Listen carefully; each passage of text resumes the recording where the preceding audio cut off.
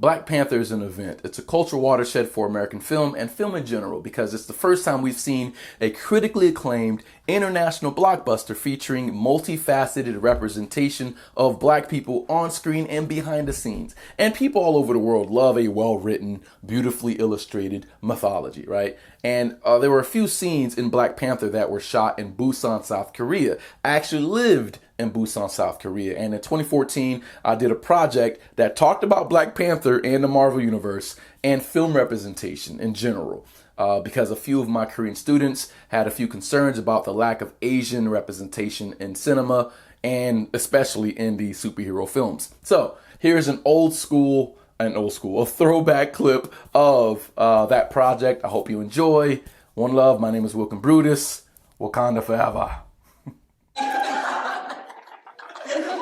Oh.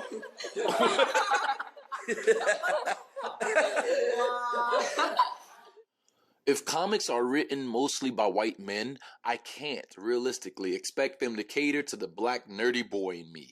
And certainly I've felt the same angst from my Asian students. We essentially have the same plight, that in a world where white characters are default and or have equal representation, we crave to see or at least root for someone that looks like us.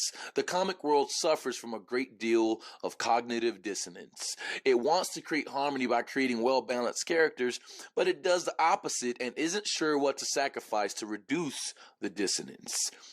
And it's not because Asian and black roles aren't marketable to audiences. If that's the case, why is it then easy for white films to play in Asia without any issues of whites being marketable to Asian audiences?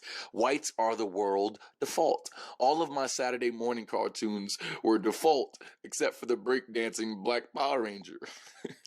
And perhaps black and Asian writers share some blame in this too, because black and Asian cultures haven't really made a culture out of making comic stories that hit mainstream audiences. We've done so in other forms of literature, just not in comics.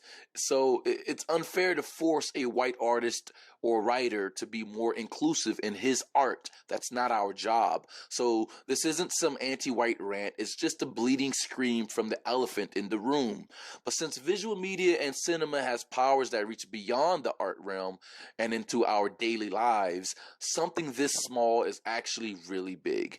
And perhaps that's only true for visual media and cinema, where black and Asian males are often typecast for certain roles. I say that because I honestly don't think adopted children or biracial children wish their parents looked more like them, because the establishment of family, values, intention, attention, unconditional love, respect, all of these elements comprise of a larger priority. And for the most part, they exist. They exist. And it's tangible. So unconsciously, we want to identify with someone that looks like us. We still enjoy all of the major films and don't think about it. We just want a part of it. It was actually quite easy to do this with these group of boys because our conversations were already racialized. They would literally ask me questions about black and white relations in America because for some of them, they still can't fully view me as American. I was more African in Asia than I had ever been in my entire life, except for my trips to Haiti, of course. It was challenging because we had to keep it under the context of learning English. They had to explain their team powers in English, say how they'd win in English, and we used a set of English vocabulary words to help them along. It was a student-centered lesson plan, very autonomous, filled with free talking, the same necessary tool one needs to be an English-speaking artist. And for black, brown, and Asian boys, they just hope for a more colorful brush.